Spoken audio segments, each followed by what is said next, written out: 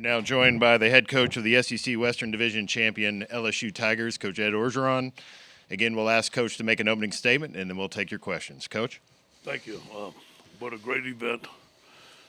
This is the standard of performance that you must achieve when you come to LSU. Obviously, it's a big game, a lot of respect for Kirby. I think he's an outstanding coach. He has an outstanding football team. This is going to be a big challenge for our team tomorrow, but we're ready to go. It'll be a great atmosphere for the LSU Tigers. All right, thank you, Coach. If you have a question, Mariana or Kelly will get a microphone to you. We'll start right here and right in front of me in the second row. Hey, Coach. Jacques Doucet, WAP-TV, Baton Rouge. Coach, I was thinking the last time LSU was in Atlanta was SEC Media Days 2018. You were picked fifth in the West. A lot of 6-6 predictions. Since then, you've been 22-3 and two great seasons. This one a really good season. So, just speak of what you've accomplished since then and proving the doubters wrong. Well, and again, it's not about me. It's about being at LSU. It's about getting the right pieces together, continue to recruit well, get great coaches. I think I have the best assistant coaching staff that I've been around. We wanted to go through the spread, but you know what? We had the quarterback to do it in Joe Burrow, and then Joe Brady comes along, and everything fell into place. Okay, we're going to go straight in front of me along this near aisle. Coach? Coach Jamarcus Fitzpatrick with KLB in Alexandria. How do you guys particularly plan on stopping the 3-4 defense that Georgia runs? Yeah, well, obviously we got to play our offense, and we got to win the line of scrimmage on both sides of the football. They're very athletic. They get 11 hats to the football. Just like other games, we're going to have to figure out what they're doing. Sometimes they do what we've seen on film. Sometimes they do something completely new. But I know our coaches will figure it out. It's going to be a great battle. Okay, we'll go right here right to our right, Coach. Here on the front row. We'll get a microphone to you. Coach, you've said this year that Murray Poole, Bulldog Illustrated, you've said this year that Clyde Edwards, Hilaire is probably as good a running back as any in the country, and I think Joe Burrow said it on the teleconference Monday too. What makes him such a special back? His heart. When Clyde walks in the room, Clyde is 6'4", 270. And it's just his persona about himself, his confidence. I do believe he's gotten better as the year goes by. I think that he's able to catch the ball out the backfield. He's an all-purpose back. He can make you miss, run around you, very fast. I just think his heart and his courage says a lot about the young man. Okay, we'll go over here on the left, second row. James Rand with the American Press. Ed, what is similar or different about this Georgia defense to some of the other kind of elite groups you guys have played against this year? Great defensive lines. Well, first of all, great coach. Kirby's a great defensive coach. They play solid fundamental football. They're hard to run the football because their guys get so fast to the football. They're great tacklers in space, and they put tremendous pressure on the passer. We're going to have to protect Joe to get the ball downfield. Okay, we'll go over to our right on the third row on the aisle. Brandon Sudge, Macon Telegraph. So on Georgia's end, so how'd you look at DeAndre Swift and the talents that he possesses? Are there things that are similar to Edwards Hilaire, and what are some things that stand out about DeAndre Swift? I think there's things that are similar. He runs the outside zone. The stretch play is about as good as anybody in the country. The guy's obviously fast. I do believe that their scheme is different. So they probably have the same talents, the same skills, but their scheme is a little bit different than ours. He's a more downhill runner. He'll start in the pistol, run downhill, put his foot in the grass, and run over you or run around you. So I think that the scheme makes them a little bit different players, but obviously I think they possess similar skills. Okay, we'll go right here in front of me on the third row, Coach. Coach Matt Trent, WBRZ in Baton Rouge. Georgia plays a neutral site game every year with Florida. Are we reading too much into it that gives them the advantage tomorrow? No, I don't believe so. And I do believe, we have a great crowd. I do believe our guys are prepared. We treat this as a away game. We have had crowd noise all week. I think that when you see, I've never been to the game, but I think that when you see tomorrow, it'll be electric on both sides. I talked to Commissioner Sankey. He told me it's the loudest game that he's ever been in because there's always cheering on both sides. So I think it's great. Okay, we'll stay over here on this left side, about 4 rows back, 5 rows back. Brooks Austin, Sports Illustrated's Bulldog Maven. Coach O, what does it mean for you to be here in Atlanta representing your home state of Louisiana? Yeah, I love it. I mean, grew up watching LSU. When I got hired, I said I knew this was the standard, and we wanted to get there. It took us 3 years to get here. I do believe that you can see the process down the road. There was a couple of good decisions, a couple of decisions that wasn't so good, but thankfully they gave me the time to get it right, and I feel like we're on the right track right now. So hopefully this is just the beginning. Obviously we have a great quarterback in Joe Burrow. We're going to have to find a great quarterback for the future. I do believe I have the right coaching staff in place. I think most of the pieces in place to have a successful run. Coach, we'll go over to our right, third row in the middle.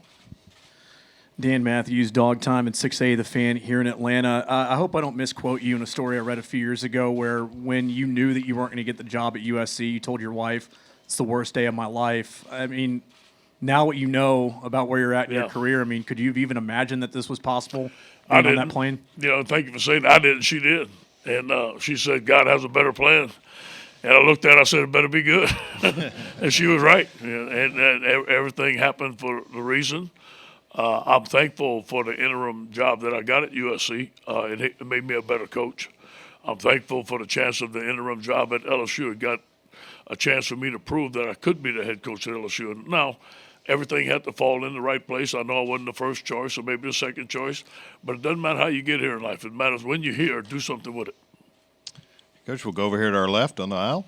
Brandon Adams from Dog Nation. How is your team's preparation impacted by the fact that you don't fully know how healthy DeAndre Swift's going to be for this game with a shoulder injury? We plan for him to play. And just like other great players that we play, I'm assuming that this guy is a great competitor, and I'm assuming that he's going to play. We haven't even blinked. Obviously, we looked at the second team back, the third team back. They've got about 5 tailbacks there that could be first-round draft choices. They've done a tremendous job of recruiting. So we're prepared for everything, but I'm almost sure he's going to play in, and he's going to play well. Coach, we'll go over to our right, in the middle there. Seth Emerson with The Athletic. Ed, this pass-happy, pass-heavy offense, how much of it was a reaction to the talent you all recruited, and how much of it was this is the direction that college football is going? Combination of both. Obviously, we have 3 great receivers, in my opinion, and even more than that, some younger guys. But it all started with getting Joe Burrow, getting that quarterback that can run the spread offense. Steve Ensminger has been phenomenal. I think that he's the unsung hero of the whole deal. He was open to going to the spread offense, open to hiring a young guy, Joe Brady. We had a lot of respect for Joe. We had done some research on him, and everything has just fallen into place. It took a lot of guys working together. Put your ego aside. Let's do what's best for LSU, and it got done. Coach, we'll go in front of me here towards the back of the room. Hi, Coach. Nicole Hutchison with KLB in Alexandria. Georgia's top wide receiver, George Pickens, is out for the first half this Saturday. I mean, do you think that has an effect on you all? Is that a relief for you all since they're missing a key asset on their offense? Well, first of all, I recruited George, and I know his mama, so I'm so glad that he's such a great player. I thought that I really liked him. I thought he'd be an outstanding player. Obviously, Georgia has had #1 recruiting classes. They have guys behind them. We use the term next man up. Put 11 men on the field and we fight like tigers, and I'm sure they're going to have the same plan. Okay, we're going to go right here in the front row. Brooks. Hey, Ed Brooks from The Advocate. I mean, you guys practiced early yesterday, got here yesterday. How have you prepared them mentally for this moment so far? I think it's worked out well. We did as much work that we can do over in Baton Rouge. Usually we travel on Friday, but I had to be here today, and I was not going to let the team travel today and me not be with them. So one team, one heartbeat, we travel together. The guys got to the hotel last night, and we had a tremendous meal. Man, we had smothered pork chops, fried chicken, collard greens. Man, the guys loved it. Just like one big family eating together. And they went to bed at 11 o'clock, didn't have to wake up till noon today, so I'm sure they rested. We're going to have the same routine that we do in Baton Rouge. We're going to have a heartbeat meeting at 3 o'clock. We're going to have our meetings. I have a walkthrough in Mercedes-Benz Stadium and have our meetings tonight. Coach, we'll go over on the right, 3/4 of the way back. Henry Queen, the red and black. This is the third year in a row Georgia's been here. How much does that play an advantage for them, and how much does it say about Kirby Smart's program? Well, first of all, a lot of respect for Kirby and what he's done. I recruited against him. I've known him for a long time.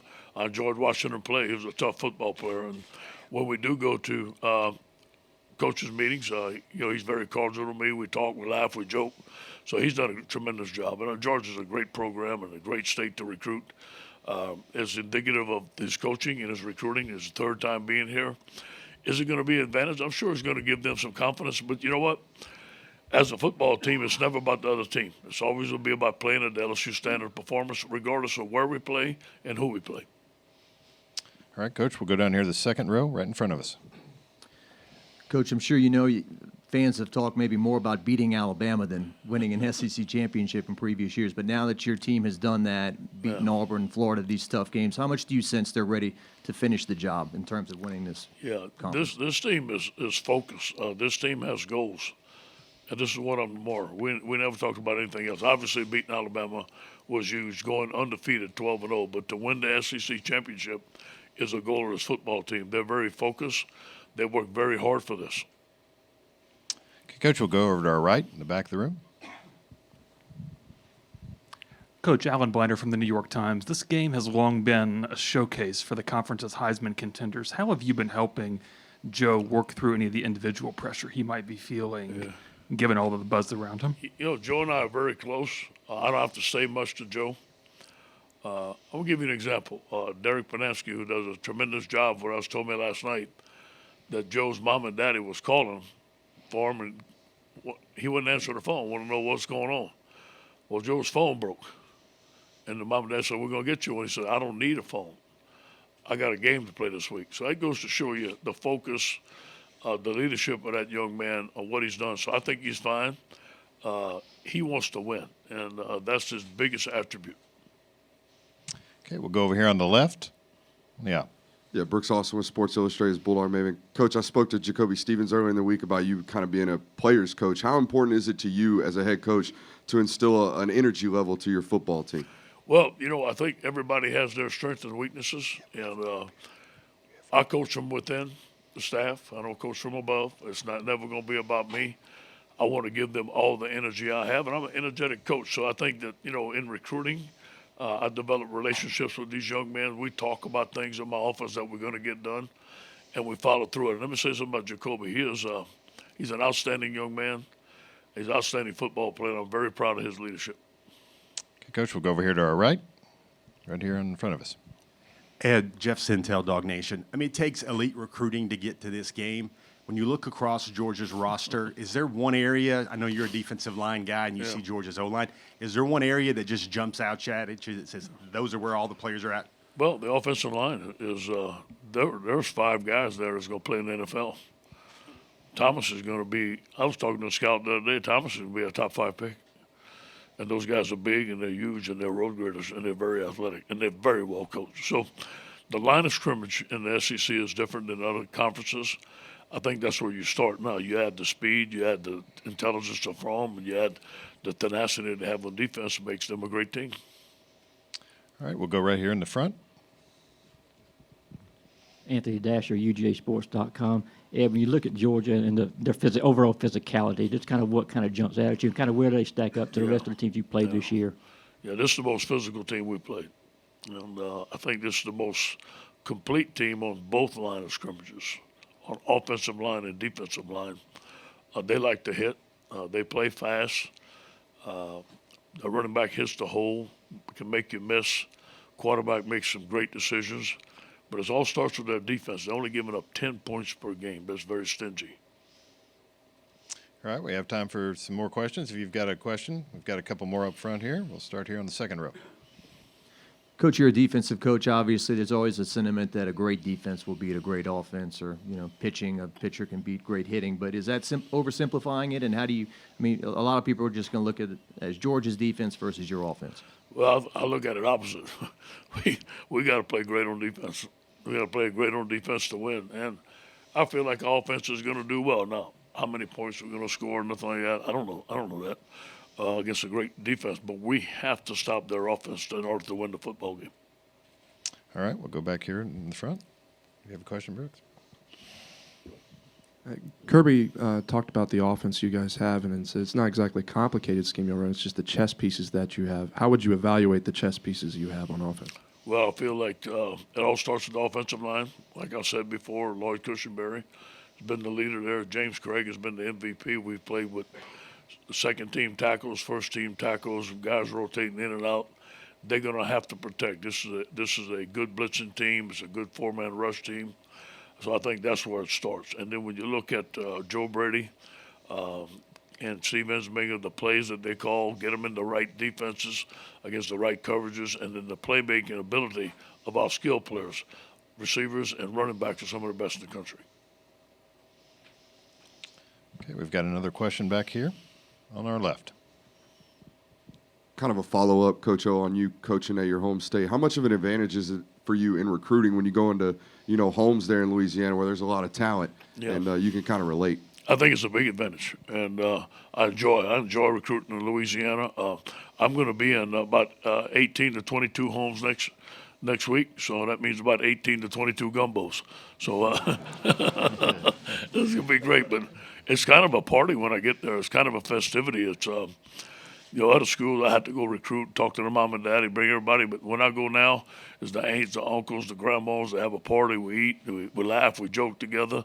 It's just like being a part of a big family. Coach, we'll go over here to our left. Scott. Scott Rabelais with the Baton Rouge Advocate. And you talked about, over the course of the season, about the decision to go to the spread. You felt it was the way to go, but it was a gamble. I mean, were there ever times when you're like, because you're changing the culture of your offense? I mean, was there ever a time when you're wondering if this was going to work? After the spring, I felt good about where we're going. And Steve and I and Joe have always had constant communication of what we want to run, how we want to look like. And I'll tell you this now, Joe Brady has brought a lot of confidence in his ability to install this spread offense with Steve Ensminger. We don't have any 12 personnel. We don't have a fullback, 21 personnel. In some ways, that was hard to let go. The thing I didn't want to let go was the physicality of LSU. I still wanted to run the football and be physical, and they've done that. So I can't complain about anything that the offense has done. I think those guys have been phenomenal. Okay, if we have time for a couple more, if anybody has a couple of questions. If not, we'll let Coach go. We've got one right here in front, 3 rows back. Coach Kirby was talking about the leadership qualities that Jake Fromm has. He shoulders a lot of the blame, yet he can still give out credit. It's kind of a selfless leadership, selfless servantship type deal. Can you compare and contrast? Because it sounds a lot like Joe Burrow. Yeah. I'll give you an example. We had some recruits on a spring visit. I don't recall what day it was, and it was Saturday. And they asked me, said, Coach, can the recruits go watch the players practice? They're not practicing today. Oh, yes, they are. They had a player-only practice on Saturday morning in the spring. And he had many of those practices, along with other leaders on the team. These guys are very committed. Joe's a silent leader. Joe won't scream. Joe won't holler. But he does things by example. When things are not right, he'll step up and challenge guys. He is a fierce competitor. He is very focused. He's mature, ahead of his years. He brings a lot to our football team. All right, we've got another question here on the aisle right in front of me, 3/4 of the way back. Coach, you've talked about the offensive line a lot, with Lloyd Cushenberry being right there in the middle. Do you think that if the offensive line protects Joe and is able to open up some running lanes for Clyde, do you think that that's the key to victory? No question. No question. Offensive line has got to block their front and their linebacker, who's very fast. We can't have negative plays, sacks, fumbles, and stuff like that, and those guys are very capable of doing that. We're +6 in the turnover ratio. We want to be +3 every game, and this is going to be a big game for us, taking care of the football and getting the football back for offense. All right, Coach, thank you for your time. Good luck tomorrow. Go Tigers. Commissioner Greg Sankey will be here in just a few moments. As soon as we shift the room, we'll be back with you.